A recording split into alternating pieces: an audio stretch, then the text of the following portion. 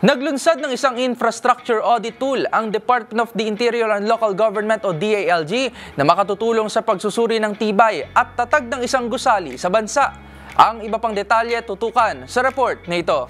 Ilulunsad ng Department of the Interior and Local Government o DILG ang Harmonized Infrastructure Audit Tool para masuri ang integridad at katatagan ng mga gusali sa Pilipinas bilang paghahanda sa The Big One.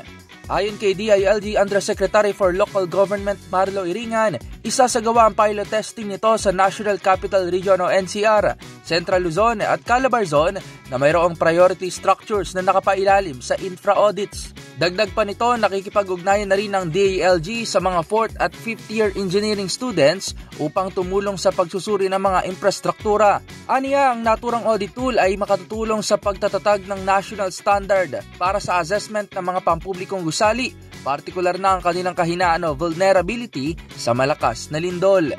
Para sa DZRH TV, ito si Rovic Manuel, una sa Pilipinas, una sa Pilipino.